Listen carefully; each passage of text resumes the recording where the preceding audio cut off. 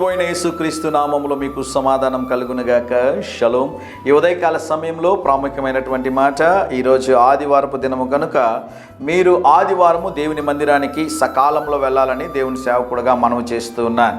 అదే రీతిగా ఆదివారపు దినమున మీరు వెళుతున్న సమయంలో మీ దశమ భాగములు, మీ కానుకలు మీరు వెళుతున్న సంఘంలో మీరు చెల్లించండి. వెళుతున్న సమయంలో బైబిల్ తీసుకొని వెళ్ళండి. మందిరము లోపలికి వెళ్ళి దేవుని సన్నిధిలో మీరు దేవుని స్తుతించి ఆరాధించాలని దేవుని సేవకుడుగా మనవి చేస్తూ ఉన్నాను. ఈరోజు ప్రాముఖ్యమైన మాట జ్ఞాపకం చేస్తున్నాను. ప్యారిస్లో ఒలింపిక్స్ జరుగుతున్నాయి. భారతదేశం తరపు నుంచి అనేక మంది క్రీడాకారులు పాల్గొంటున్నారు. వారి కొరకు మీరు ప్రార్థన చేయండి.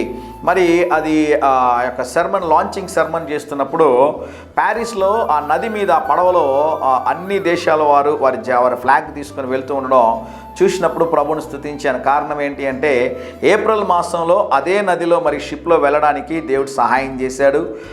ఈఫిల్ టవర్ దాన్ని చూడడానికి, ప్యారిస్ నగరం అంతా తిరగడానికి, ఆ ప్రదేశాలన్నీ చూడడానికి దేవుడు చెప్పిన కృపను బట్టి దేవునికి వందనాలు తెలియజేస్తున్నాను. ఆదివారం ఎంత ప్రాముఖ్యమైనది అంటే, ఒలింపిక్స్లో ఎరిక్ లెడిల్సన్ అనేటటువంటి ఒక రన్నర్, పరిగెత్తేటటువంటి స్ప్లింటర్, ఆయన ఆదివారపు దినమున పరిగెత్తే పంద్యాలు ఒలింపిక్స్లో వస్తే, ఆదివారపు దినమున నేను ఉండవలసింది మైదానంలో కాదు, ఆదివారపు దినమున నేను ఉండవలసింది దేవుని మందిరంలో అని చెప్పి 100 మీటర్స్ పరిగెత్తడం పక్కన పెట్టి దేవుని మందిరానికి వెళ్ళి దేవుని స్తుతించాడు. ఆ రెండవ దినమున 200 మీటర్స్ పరిగెత్తినప్పుడు దేవుడు ఏం చేశాడు తెలుసా? ఆయనకి గోల్డ్ మెడల్ దేవుడు ఇచ్చాడు. దేవుని నామానికి స్తోత్రం కలుగునుగాక.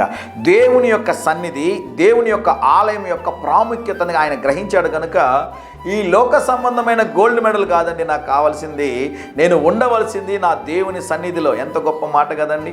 గమనించండి ప్రియులరా, దేవుడు మన జీవితంలో ఎన్నో అద్భుతాలు చేస్తున్నాడు. వాటన్నిటిని మనం జ్ఞాపకం చేసుకోవాలి. ఈ ఉదయకాల సమయం కొరకు 9వ కీర్తన 2వ వచనము, యెహోవా నీ అద్భుత కార్యములన్నిటినీ నేను వివరించెదను, నీ నామమును కీర్తించెదను. నేను ఈ ఒలింపిక్స్ మొత్తం చూస్తున్నప్పుడు, ప్యారిస్లో ఆయా ప్రాంతాలు ఆ టీవీలో చూస్తున్నప్పుడు నిజంగానే దేవుడిచ్చినటువంటి కృపను బట్టి దేవుని స్తుతించాను. ప్రభువా, ఈ దేశం వెళ్ళడానికి సహాయం చేశారు, ఈ ప్రాంతాలు చూడడానికి సహాయం చేశారు, మీరు చేసిన మేలు కొరకే మీకు వందనాలు ప్రభువా అని నేను చూసిన ప్రతిసారి కృతజ్ఞత కలిగిన హృదయంతో దేవునికి వందనాలు తెలియజేశాను. మీకు ఎందుకు ఈ మాటలు జ్ఞాపకం చేస్తున్నాను అంటే, మీరు కూడా దేవుడు చేసినటువంటి అద్భుతాలు, దేవుడు చేసిన ఆశ్చర్యకార్యాలు జ్ఞాపకం చేసుకొని దేవుని స్తుతించవలసిన అవసరత ఉన్నదని దేవుని సేవకుడిగా తెలియజేస్తా ఉన్నాను. ధైర్యంగా ఈ దినాన్ని ఎదుర్కోండి.